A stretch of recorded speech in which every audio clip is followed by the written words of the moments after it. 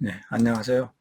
오늘은 지난 시간에 이어서 신학문답 세 번째 조항 성령에 대해 좀 더 상세하게 살펴보겠습니다. 성령에 대해 말할 때 그 성령과 관계하는 인간의 행위를 어떻게 이해해야 하는지 하는 문제부터 살펴보겠습니다. 확실히 인간의 자유가 있고 인간 스스로 어떤 행위들을 경험하고 실행할 가능성이 있습니다. 만약 이러한 것들이 불가능하다면 우리는 어떤 명령을 입력한 것들만 따라서 하는 로봇이나 누가 조종하는 거에 따라서 움직이는 꼭두각시에 불과할 것입니다. 그렇다면 우리는 느끼지도 못할 거고 생각하지도 못할 것이고 신학조차도 하지 못할 것입니다. 그러므로 우리는 인간 안에 있는 이러한 인간적인 요소, 예컨대 자유롭게 생각하고 자유롭게 행동하는 일 등을 삭제할 수 없습니다. 그러나 파르트에 의하면 인간 안에 있는 이 인간적인 요소는 하나님과 우리의 관계에 대해서는 아무것도 설명하지 못하고 또 하나님과 우리의 교제에 어떠한 근거도 줄 수 없습니다. 파르트는 천사가 못에 내려와 물을 휘저어 놓을 때 그 속에 맨 먼저 들어간 사람만 낫게 된다는 베드자다 연못에 갔던 중풍병자에 대한 이야기, 요한복음 5장 1절로 9절에 나오는 이야기죠. 그걸 예로 들어 설명합니다. 사람들은 언제나 그들이 원할 때 그 못에 들어갈 수 있지만 그러나 언제나 적절한 때는 아니었습니다. 하나님의 현실적인 개입이 요구되었습니다. 그러므로 인간의 자유와 하나님의 행동 사이의 관련은 이렇게 표현할 수 있을 것입니다. 인간은 그가 원할 때 행동하지만 그러나 그의 행동은 단지 그의 행동이 하나님의 행동과 상응할 때만 의미를 지닌다라고 말할 수 있죠.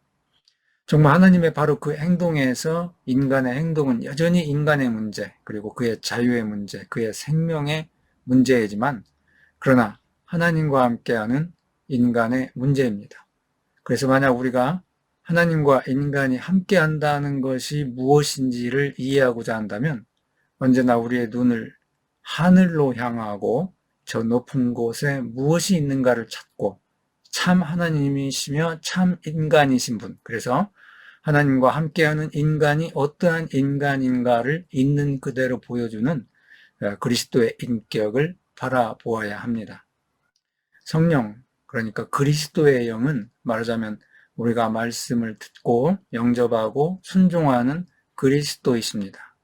성령은 그리스도 곁에 혹은 그분 위에 그의 나라와 그의 말씀과 다른 자연적이나 혹은 초자연적인 영역에 있는 새로운 어떤 것이 아닙니다. 요한복음 14장에서 16장은 그것을 분명하게 말해줍니다. 특히 요한복음 16장 14절의 말씀, 그가 나의 것을 받아서 너희에게 알려주실 것이다. 이 말씀을 주목할 필요가 있습니다. 성령은 그리스도 안에서 우리가 받았던 것의 증거가 아니라 현실적이고 살아있는 선물 그 자체입니다. 파르테는 이렇게 성령이 누구이신지 간략히 설명하고 이어서 역사적으로 성령에 대해 저질러졌던 오류를 제시합니다. 파르티에 의하면 성령에 대한 결정적인 오해는 성령을 그리스도와 그분의 사역과 무관한 어떤 것이라고 생각하는 것입니다. 다시 이 오해는 크게 두 가지로 구별되는데 한편으로 인간의 이성을 성령의 이름으로 그리스도의 진리에 추가해야 한다고 믿었던 자들이 있었습니다. 그래서 그들은 인간의 이성의 작용으로 우리가 알거나 혹은 스스로 알고 있다고 생각하는 것을 그리스도의 진리에 추가하는 것으로 그 진리를 개량하고 개선할 수 있다라고 믿었습니다. 그리고 그렇게 성령을 여러 가지 이성적인 정신성들과 뒤섞어 놓은 것입니다. 다른 한편 성령은 오히려 그와 반대로 비이성적이고 신비적인 어떤 것이며 우리가 그리스도의 인격에서 보게 되는 것과 대조적으로 놀라운 가능성들을 지닌 어떤 초월적인 생명이라고 믿었던 기독교의 종파들이 있었습니다. 실제로 그들은 이렇게 생각했습니다. 가난한 예수, 그는 성령이 우리에게 주신 이 모든 좋은 것들을 가지고 있지 않았다. 파르티에 의하면 중세 로마교회는 성령에 관한 이 이중의 오류를 모두 저질렀습니다. 사람들은 거기서 그리스도의 인격에 어떤 것을 추가하려고 했습니다. 그런데 그들은 한편으로는 자연과 이성의 편에서, 그리고 다른 한편으로는 신비주의의 편에서 그렇게 했습니다. 한편에는 고상하고 합리적인 학문으로서 하나님의 인식의 첫 단계인 자연신학이 있습니다. 다른 한편에는 성자들과 기적들, 종교적인 영혼의 거대한 열광들과 그들이 로마교회 안에서 우리에게 자랑하는 이 모든 영광스러운 삶이 있습니다. 로마 카톨릭과 마찬가지로 19세기 이후 개신교의 근대주의도 또한 그리스도는 충분하지 않다고 상상하고 영이라는 단어 아래서 제시되는 모든 종류의 종교적이고 사회적이며 인본주의적이고 과학적인 경험들에 의해서 그를 보충하려고 했습니다. 그러나 성령은 그리스도의 인격과 사역과의 절대적인 동일성에 의해서 다른 모든 영들과 구별됩니다. 그리고 이것은 성령을 다른 영들과 구별하는 신약 성경의 기준입니다. 성령의 계시들은 언제나 새롭지만 그러나 결코 그리스도의 새로움의 계시들과 다르지 않습니다. 이어서 파르트는 성령의 선물, 곧 은사와 사역에 대해 설명합니다. 우선 성령의 선물은 예수 그리스도 안에서 하나님의 은혜를 인정하고 예수 그리스도 안에서 생각되는 인간으로서 성령의 능력 아래에서 살아감을 인정하는 선물로 정의할 수 있습니다. 왜냐하면 하나님의 은혜는 예수 그리스도 안에서만 우리와 관계하기 때문입니다. 그래서 파르트는 예수 그리스도 안에서 성령을 통해 주어지는 이 은혜가 무시되는 곳에서는 또 그것을 보충해야 한다고 주장하거나 성령의 능력 안에서의 삶을 인정하지 않는 그 어디든지 우리는 더 이상 성령과 관계하는 것이 아니라고 강조합니다. 왜냐하면 그것은 그런 주장이 아무리 종교적이고 신학적이고 경건하다고 할지라도 그리스도 밖에 있는 인간이 주요한 관심사이지 예수 그리스도 안에 있는 인간이 문제되지 않기 때문입니다. 성령은 은혜의 영이고 죄의 용서의 영입니다. 따라서 인간이 그의 이익과 그의 필요가 더 이상 중심에 있지 않은 겸손의 영인 것입니다. 그래서 성령은 모든 영들의 표준입니다. 그리고 또한 성령은 그 영들을 판단하기도 합니다. 따라서 그리스도의 교회의 임무는 교회에 주어진 표준에 따라, 즉 하나님의 아들이신 그리스도의 영을 따라서 다른 모든 영들을 식별하는 것입니다. 신약 성경에 의하면 성령은 신앙의 대상들 가운데 하나입니다. 사도신경도 또한 신약 성경을 따라서 나는 성령을 믿는다고 선언하고 있습니다. 이렇게 신앙의 대상인 성령은 또한 기도의 대상이기도 합니다.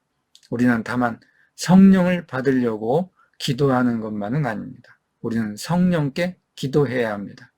그래서 고대교회는 성령께 오소서 창조주 성령이시여 베니 크리아토로 스피리투스라고 기도하기도 했습니다. 이렇게 그리스도인의 기도는 또한 성령을 향해 있어야 합니다. 성령은 새로운 창조를 일으키시기도 합니다.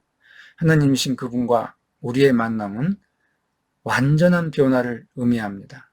성령이 계신 그곳에서 우리는 여전히 있는 그대로 옛사람으로 남아있을 수 없습니다. 성령은 우리를 공격하고 우리를 다시 살리기 위해 우리를 죽이기까지 합니다. 그런데 이것은 사도 바울이 그리스도 안에서 나는 날마다 죽노라 이렇게 고백했듯이 끊임없는 죽음이어야 합니다. 왜냐하면 이 옛사람은 언제나 또다시 이전의 삶으로 되돌아가려고 하고 그래서 언제나 다시 물에 빠뜨려 죽이고 그리스도 안에서 새롭게 되살리기 위해 세례의 물의 표면 아래 놓일 필요가 있는 어리석은 사람이기 때문입니다. 그러나 이 새로운 출생은 유리적인 사건, 단 한 번으로 완성되는 사실이 아닙니다. 칼뱅은 기독교 강요에서 중생, 거듭남은 한순간이나 하루나 한 해에 걸쳐 이루어지는 것이 아니라 죽을 때까지 한 평생이 필요하다고 말하고 있습니다. 그것은 단 한 번으로 완전한 거듭남이 가능할 정도로 위대한 성자는 이 세상에 존재하지 않기 때문입니다. 바르트는 두 가지 점에 대해 좀 더 말하는데, 그것은 성령이 사랑의 영이라는 것과 성령이 통치에 대한 것입니다. 먼저 성령이 사랑의 영이라는 것은 그리스도교의 삼위일체 신앙이 분명히 말하고 있듯이 성령이 이미 하나님 자신 안에서의 아버지와 아들 사이를 묶는 끈이고 동시에 그들의 사랑의 표현과 수단이라는 것을 말합니다. 여기서 바르트는 성령이 우리를 위한 하나님이시면서 신적인 사랑의 바로 그 현실이라는 것을 강조하는 것으로 만족합니다. 성령은 하나님의 사랑의 영원한 계획의 바탕이며 하나님이 영원전에 맺으시고 예수 그리스도 안에서 성취하신 계약의 현실입니다. 신약 성경에 하나님이신 성령에 대해 두 가지 정의가 있다는 것은 공연한 일이 아닙니다. 하나님은 영이시다. 요한복음 4장 24절. 그리고 하나님은 사랑이시다. 요한 1서 4장 8절. 그런데 이 두 가지는 서로 다른 것의 현실입니다. 예컨대 하나님의 영은 그의 사랑이 드러난 것이고, 그리고 하나님의 사랑은 예수 그리스도를 나타내는 그의 영이십니다. 마지막으로 바르트는 성령의 통치를 상기시켜 줍니다. 성령의 통치는 부활과 다시 오심 사이에 있는 그리스도의 통치와 상응합니다. 그리스도의 부활은 어떤 점에서는 마지막일 수 있을 것입니다. 그것은 이 세상의 마지막과 하나님 나라의 시작을 고지하기 때문입니다. 그러나 하나님은 그리스도의 부활이 세상 역사의 마지막이 되는 것을 원하지 않으셨습니다. 하나님은 그리스도의 부활과 하나님 나라의 완성 사이에 그리스도의 통치, 곧 성령의 통치를 끼워 넣으셨습니다. 그래서 우리는 하나님의 자비와 인내를 우리에게 알리는 이 마지막 시간 동안에 누릴 수 있고, 그래서 아직 회개할 수 있고 아직 살아갈 수 있는 것입니다. 성령의 조항에 대한 바르트의 강연에는 특별한 부록이 붙어 있는데, 이 부록은 강연에 뒤이은 질문 순서에서 청중들이 성령의 열매들에 대해 바르트 교수에게 몇 가지 질문을 제기한 것에 대한 바르트의 대답입니다. 이 부록은 바르트가 다른 곳에서는 방대한 교회 교학에서도 거의 언급하지 않은 성령의 은사에 대한 바르트의 유일한 해명이기 때문에 살펴볼 만한 가치가 있습니다. 이에 대해서 설명을 곁들여 간단히 소개하겠습니다. 청중의 질문은 다음 세 가지 질문으로 요약됩니다. 그리스도인의 외적인 태도로부터 그가 성령을 받았는지 혹은 받지 않았는지를 말하는 것이 가능한가?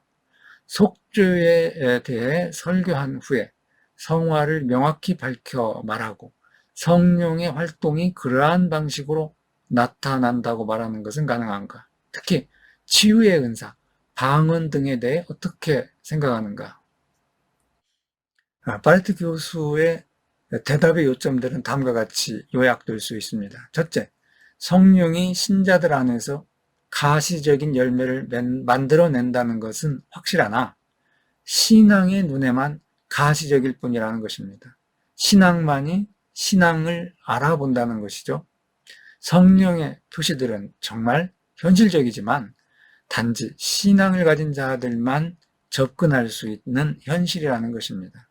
둘째, 그러나 이 표시들은 마치 이 세상에서 하나님의 심판이 우리에게 맡겨져 있긴 한 것처럼 절대적인 표준들을 구성할 수는 없다고 말합니다.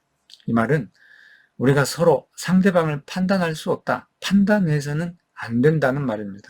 어떤 특정한 성령의 은사를 받았는지 여부에 따라 상대방의 신앙의 정도를 판단할 수도 없다는 것입니다. 지난 시간에 그리스도는 살아계시고 온 세상을 다스리신다는 신앙 고백이 진리의 표준이고 성령의 임재의 표준이라고 말했듯이, 우리 주변에 많은 신자들이 성령 받은 징표로 내세우는 방언, 입신, 신유체험 같은 것은 신앙의 정도를 판단하는 절대적인 표준이 아니라는 것입니다.